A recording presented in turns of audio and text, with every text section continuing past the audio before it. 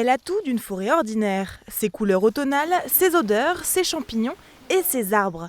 Mais la Bestattungswald Kaiserstuhl en Allemagne n'est pas une forêt comme les autres. Au pied de ces arbres, on devine des pierres avec un nom et 2 dates. Et autour des troncs, des rubans de couleurs. Là-bas, il y a un arbre avec un ruban bleu, c'est pour les familles. Et celui avec le ruban rouge est pour des individuels. Les arbres ici font office de dernière demeure, sous les pierres des urnes contenant les cendres de défunts. Après le week-end de la Toussaint, c'est encore plus visible. Quelques signes de mémoire viennent s'ajouter au décor forestier, mais ici, tout reste naturel. On ne peut pas déposer de vase ou planter des plantes. Mais les fleurs, déposées ici par exemple, c'est autorisé. Et la mousse, les morceaux de bois, tout ce qu'on trouve dans la forêt, on peut aussi les déposer à côté des pierres. Les forêts cinéraires sont plus d'une centaine outre-Rhin, les premières ont presque 10 ans. En Allemagne, les cendres ne peuvent être répandues n'importe où, alors dans cette forêt, déjà 600 personnes sont enterrées et 1500 places réservées. Et elles ne cessent de s'agrandir face à la demande. Bientôt un espace avec des vignes pourra également devenir un lieu de sépulture. Ici, environ 3 enterrements se tiennent par semaine et 12 urnes maximum peuvent être ensevelies au pied de chaque arbre. Un concept qui séduit les Allemands, mais pas seulement. Depuis 2 ans, une association travaille à créer une forêt cinéraire en Alsace. Ça ne remplace pas un cimetière traditionnel. L'intérêt de développer ce genre de concept, c'est quelque part de répondre à ce rêve quasi universel qui est de s'endormir au pied d'un arbre. Et c'est en cela qu'on peut apporter une réponse. Aujourd'hui, on peut disperser ses cendres dans la nature, mais par contre, on perd ce devoir de mémoire. Au travers d'un lieu comme ça qui est figé, qui est sanctuarisé, on permet ce devoir de mémoire sur plusieurs générations. Alors qu'une forêt cinéraire a vu le jour en Haute-Garonne, avec 3/4 de ses concessions déjà vendues, le ministère de l'Intérieur vient de s'opposer au projet. Suite à cela, le travail n'en est que plus conséquent pour l'association de Geispolsheim. La difficulté, elle est actuellement au niveau législatif, parce qu'en fait, le concept de forêt cinéraire, c'est un concept qui est indépendant du cimetière. Or, toute la législation des cimetières en France est basée sur le cimetière et les espaces de dispersion ou de columbarium qui sont associés à un cimetière. Donc c'est un seul et même endroit. L'intérêt aujourd'hui, c'est de travailler sur cette législation, de trouver dans quelle mesure on peut introduire ce concept légalement en France. Selon l'association, certaines collectivités locales ont déjà montré leur intérêt, même s'il faudra attendre les élections municipales avant d'être fixées.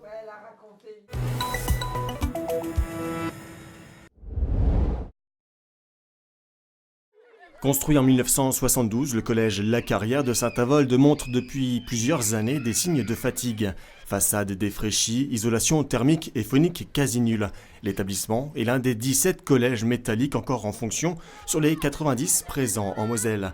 En déplacement à Saint-Avold ce matin, Patrick Weiten, président du département, a dévoilé devant une partie des professeurs et du personnel le projet de reconstruction du collège naborien. La Carrière fait partie de ces 17 collèges et l'un des collèges qui, dans son architecture, est la plus dégradée.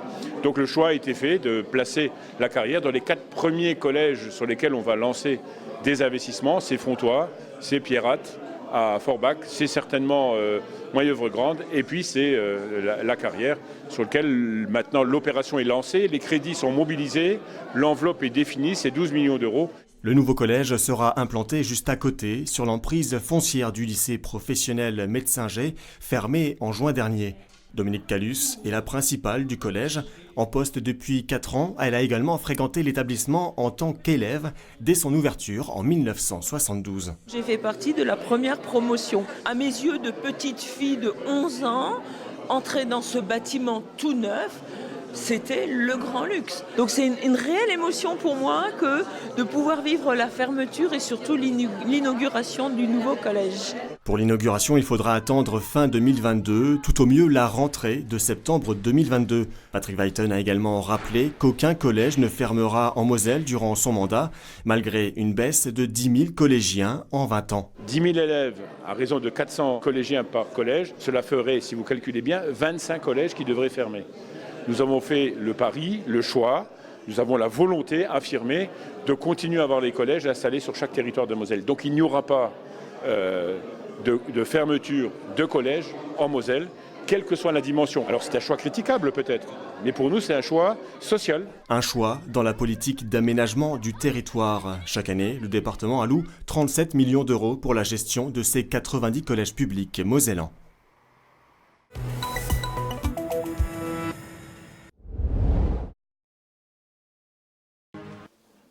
Il est un peu moins de 10 heures ce mercredi matin et c'est pour Damien Patenay le moment de quitter le bureau dont il dispose au service de soins infirmiers à domicile des Vosges, rue du Clermatin à Épinal, pour se rendre à Thaon-les-Vosges. Mais Damien Patenay n'est pas infirmier, il est référent santé auprès de l'UTML, la branche lorraine de la Mutualité française. Acteur reconnu dans les secteurs de l'optique, de la basse vision, de l'audition et même de la santé bucco-dentaire, l'UTML propose depuis l'an dernier un service pour le moins unique et à domicile.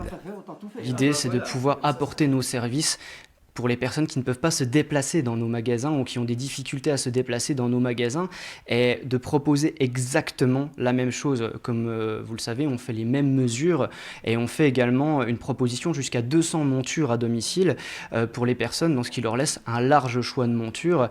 On pratique le tiers payant comme si on était en magasin, on va faire des réglages comme si on était en magasin, le même type de mesure et sans aucun supplément tarifaire. L'idée, c'est vraiment que le magasin puisse se déplacer à domicile. Et les journées de Damien Patenay sont plutôt bien chargées. Seul référent santé vosgien de l'UTML, son rayon d'action couvre le département et une partie de la Meurthe-et-Moselle. Et il cumule également plusieurs métiers. Je suis opticien de formation, spécialisé en basse vision et également en lentilles de contact et optométrie, c'est-à-dire dans les examens de vue que nous pouvons faire, enfin les contrôles visuels plutôt, que nous pouvons faire dans les magasins d'optique actuellement avec la nouvelle loi sur la réfraction. En fait, ce qu'on fait normalement manuellement dans les magasins, maintenant on commence à avoir des appareils plus performants et en fait maintenant on peut le faire directement avec des tablettes. Donc, ce qui nous permet d'avoir une mesure très précise, aussi bien au niveau de la hauteur entre l'œil et le bas du verre, mais également au niveau de l'écart, ce qu'on appelle l'écart pupillaire. J'ai également l'avantage d'avoir un diplôme d'assistant technique en audioprothèse. Et ce diplôme-là, en fait, me permet de faire des réparations simples sur les appareils auditifs, également de faire juste un petit dépistage très simple, auditif, déjà pour pouvoir discuter avec les personnes et pouvoir les orienter, si nécessaire, vers le praticien de leur choix. Dans tous les cas de figure, le client conserve évidemment le libre choix du praticien. Gérard Kopfer a 74 ans et pour lui, ce service multisanté qu'on appelle Access, c'est tout bénef. Très bien, merci. Déjà, je suis quitte de me déranger parce que bon, comme j'ai des problèmes de vue, je ne peux plus conduire, je fais pratiquement plus rien. Alors une personne qui vient à la maison, ça rend bien service. Ce sont de gros problèmes de vue ? Oui, c'est une DMLA, j'ai une sèche et une humide. Donc j'ai plus que 80%, j'ai perdu 80% de la vue. Quand les personnes viennent nous voir en magasin, on a des éclairages qui ne sont pas adaptés, qui ne sont pas les mêmes qu'à domicile. L'utilisation n'est pas la même non plus. L'ergonomie est différente. On ne sait pas comment la personne va utiliser, si c'est plus sur une table, dans son canapé. Et c'est à nous en fait d'adapter le matériel à domicile et non pas que la personne vienne dans le magasin pour choisir son matériel. L'adaptation est plus précise. Un service multisanté à domicile ou en EHPAD et qui ne demande qu'à s'étendre à toute la Lorraine.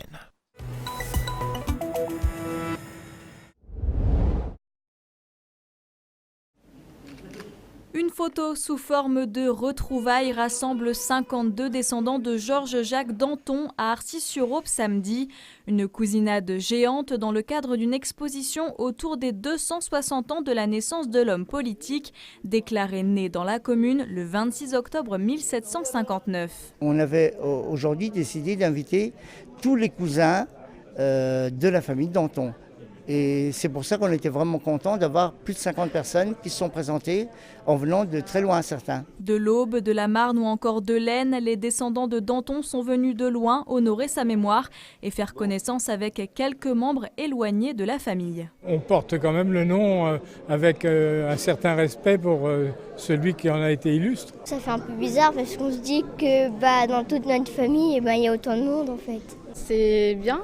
On découvre notre famille. Mon voisin connaissait ma fille parce qu'elle était prof à Romilly et qu'elle a enseigné à ses enfants. Donc on est heureux de se retrouver tous les deux. C'est le moment de renouer des liens. Aller voir entre eux qui ne se connaissaient pas certains, alors qu'ils sont cousins. C'était important pour eux aussi. La preuve, ils sont toujours présents là et ils discutent entre eux, donc il y a des liens entre eux, c'est sympa. C'est l'association Arcy Val d'Aube qui est à l'origine de ce rendez-vous. Et pour trouver les descendants de la figure de la Révolution française, connue pour son discours sur l'audace, elle a fait appel à une autre association qui se charge de retracer son arbre généalogique depuis 5 siècles. Je suis partie de la famille de mon mari qui s'appelle Clivaux. Et dès 1710, il y a eu des mariages avec les Danton de Charny. Alors j'en ai trouvé aussi sur les sites internet, dans les archives municipales, aux archives départementales.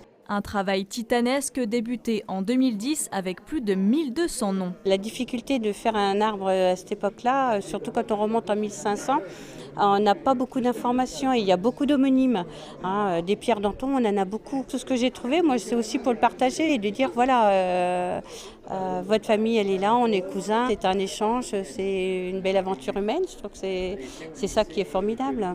Tout ce travail de recherche est donc exposé jusqu'à dimanche. Représentations théâtrales, chorales et autres animations sont prévues ce week-end pour tout connaître sur la vie du politicien mort guillotiné le 5 avril 1794 à Paris.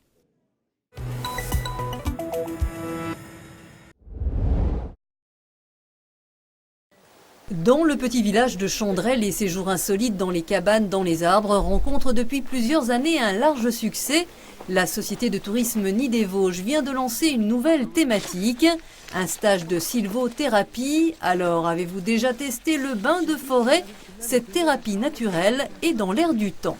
La sylvothérapie vient du Japon, c'est très développé au Japon. Ça se développe beaucoup en Allemagne ces dernières années. Et comme on a pas mal de clients allemands qui nous en ont parlé, et puis ça commence à arriver en France, donc on veut être un petit peu précurseur dans ce lancement de la sylvothérapie sur le Grand Est et sur la France.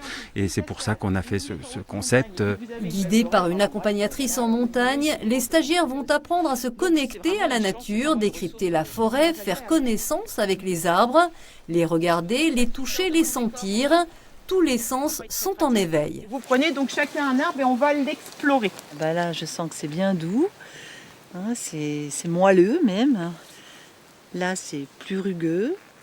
Les bienfaits de la forêt pour faire baisser le stress sont avérés. Un écosystème qui, comme le bord de mer, dégage des ions négatifs qui apaisent et dynamisent.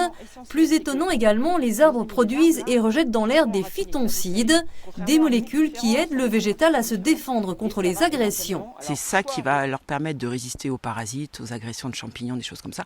Et nous, quand on se balade en forêt, en fait, on les respire. Et c'est eux qui sont responsables justement de notre baisse de stress, de notre tension artérielle qui diminue, de notre fréquence cardiaque aussi, et qui augmente même notre immunité. Donc voilà, c'est que des bonnes choses. Les arbres dégagent une énergie que l'on peut également percevoir avec un câlin. Vous trouvez une position où vous êtes en contact avec l'arbre, donc de dos, de face comme vous voulez, et après vous fermez les yeux. Vous avez ressenti quelque chose? Alors je dirais que j'ai pas ressenti grand chose. Par contre, je me suis sentie assez détachée. Ça c'est vrai, un peu en apesanteur, on ne sait plus trop où on en est, mais c'est peut-être aussi parce qu'on ferme les yeux. Mais c'est vrai que ça fait du bien, je dirais, et puis quelque part on se ressource, on se recentre un petit peu sur soi. On peut être dubitatif, mais le câlin aux arbres et plus généralement la sylvothérapie fait son chemin, reconnue comme une médecine préventive au Japon. Elle le sera peut-être un jour en France, au même titre que la thalassothérapie. Nid des Vosges, à Chandray en tout cas, joue les précurseurs avec le soutien du département au travers de son label Forêt l'Effet Vosges.